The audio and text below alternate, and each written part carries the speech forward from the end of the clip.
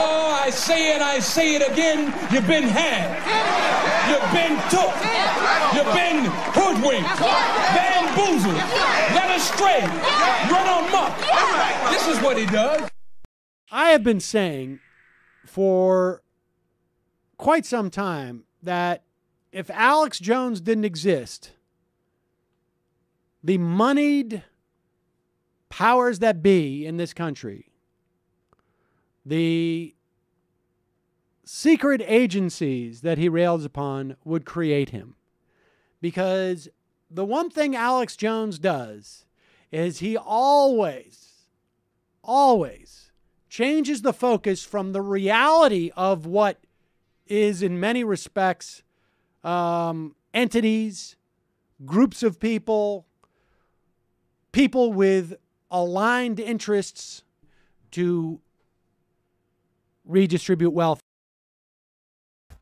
That is why our country and our world has become so proliferated with entertainments, mass media, television shows, amusement parks, drugs, alcohol, and every kind of entertainment to keep the human mind entertained, so that you don't get in the way of important people by doing too much thinking. You had better wake up and understand that there are people who are guiding your life and you don't even know.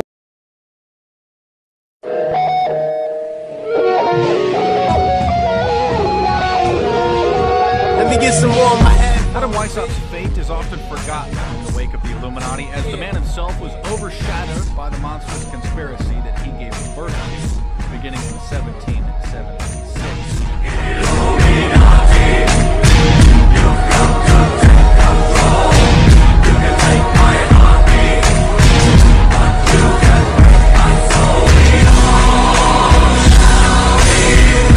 Live in the projects, we descend from slaves. A lot of us don't even got shit and do anything to get paid. Who jigger that nigga ain't Satan, and West just hood at best. And if they homo, I do not know and I could care less. Nah, they ain't the Bilderbergers, nah, they ain't the Rothschilds. That's right, they the Rockefellers, nah, that's just them niggas style. Illuminati, selling your mind, soul, and your body, and they ain't ever need no rappers to accomplish that. Illuminati.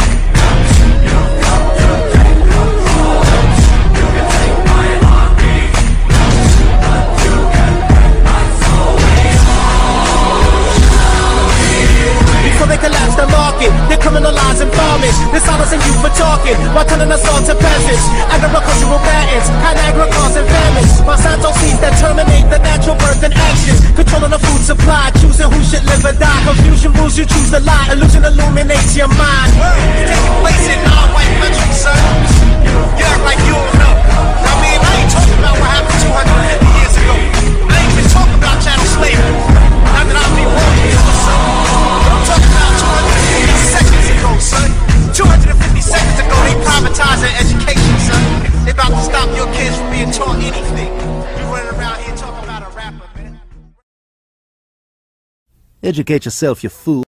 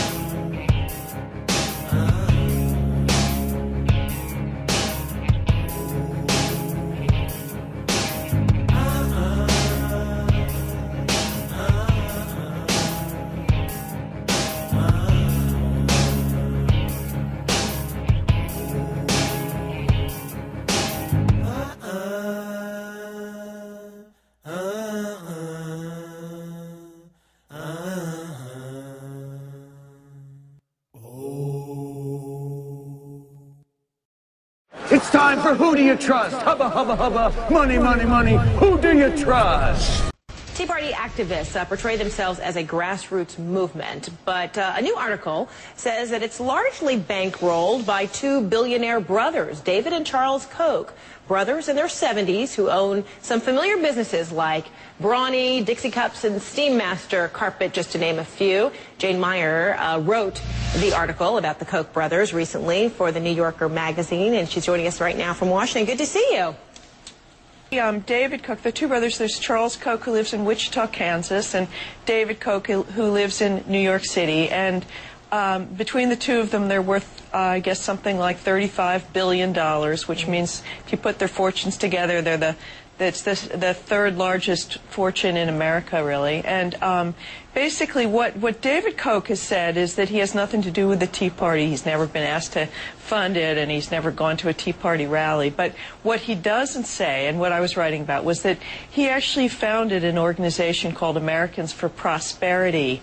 And Americans for Prosperity itself has been one of the two central sort of professional political operations organizing the Tea Party. So what Americans for Prosperity does is it plans the rallies, it gets the speakers, it buses the protesters to the rallies. At some point they were making the placards for the protesters, and it basically, what the Kochs have done, and they've been working at this for many, many years, but even before the Tea Party movement, is they've tried to turn Americans against the federal government.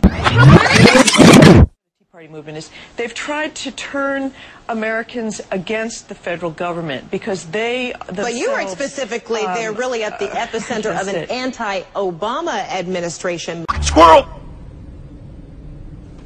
What we were trying to do was to explain that there's this fascinating back history that many people don't know to the Tea Party movement. And so what I've tried to do in this story is fill in the blanks and connect the dots, that show that these two incredibly powerful, wealthy industrialists actually have been pouring money into trying to channel the anger in America into an agenda that's good for their company, among other things. I would have loved to have talked to them, but unfortunately, they sort of like to operate behind the curtains.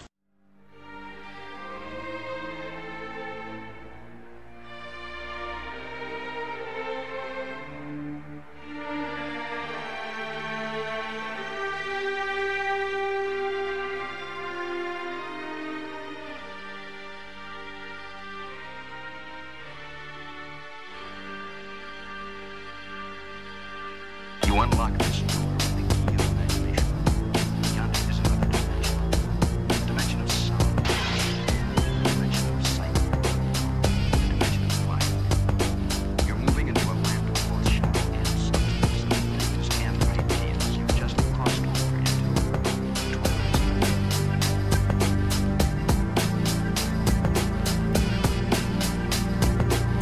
You unlock this door with the key of imagination. Beyond it is another dimension. A dimension of sound.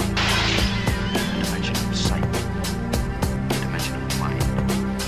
You're moving into a land of both shadow and substance. Things and ideas. You've just crossed over into the twilight zone.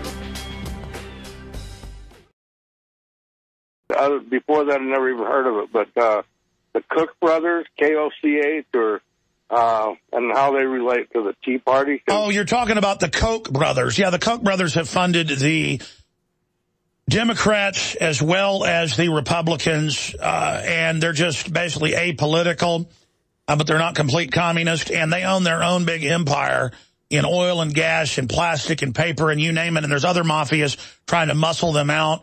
But they've had their pipeline down to Texas shut down, which I'd like to have a pipeline. I'd like to have more oil from Canada. Squirrel! That is the perfect example of why Alex Jones is so dangerous. He takes people who have legitimate concerns that we're getting screwed over by the very wealthy who have aligned interests and gives them some type of rubber ducky toy to play with that is all about conspiracies and Bilderbergers and people talking to owls in the woods. That's the real truth is over here. play with your diddle. Let me play with my diddle thing over here. Pay no attention to the guys who are putting $1 billion into American politics. It's absurd to say these people are apolitical. You would have to be completely shut off from any source of information or just lying to say that. How is it possible that Alex Jones doesn't know this? There is no way that he doesn't know what he is saying a lie. There is no doubt in my mind. Anyway, the Protocols goes on to say, those fools who will think that they are repeating the opinion of a newspaper of their own camp instead will be repeating our opinion or any opinion that seems desirable for us. In the vain belief that they are following the organ of their party, they will in fact follow the flag which we hang out for them. The ultimate deception. Thinking that now they're standing up. I've heard so many people say it. They'll agree, oh yeah, the economy's a mess. Yeah, we got to do something about it. That Obama's a scoundrel. But then they'll turn around and quote, like Glenn Beck or something. Glenn Beck's all over this. Yeah, he's exposing it. Oh, how friggin' disgusting. Right in line with the Protocols, guys. Right in line with it, baby. So, yeah, they'll be quoting from a newspaper that they think is in their camp. And all the while, it's working against their interests. It's what's behind the very problems that they want to see changed. Here's the Protocols boasting about this situation that we now see unfolding in front of our eyes. In a word, knowing by the experience of many centuries that people have and are guided by ideas, that these ideas are imbibed by people only by the aid of education provided with equal success for all ages of growth, but of course by varying methods, we shall swallow up and confiscate to our own use the last scintilla of independence of thought, which we have for long past been directing towards subjects and ideas useful for us. We have been directing people away from independence of thought, they boast. And once again, guys, we're there. Most people do not, in fact, cannot think independently. Can't think at all. They really can't. Nowadays, it is more important to disarm the peoples than to lead them into war. More important to use for our advantage the passions which have burst into flames than to quench their fire. More important to catch up and interpret the ideas of others to suit ourselves than to eradicate them. The principal object of our directorate consists in this: to debilitate the public mind by criticism, to lead it away from serious reflections calculated to arouse resistance, to distract the forces of the mind toward a sham fight of empty eloquence. And again, that's what the Tea Party movement is all about, guys. To distract the forces of the mind toward a sham fight of empty eloquence. Holy crap.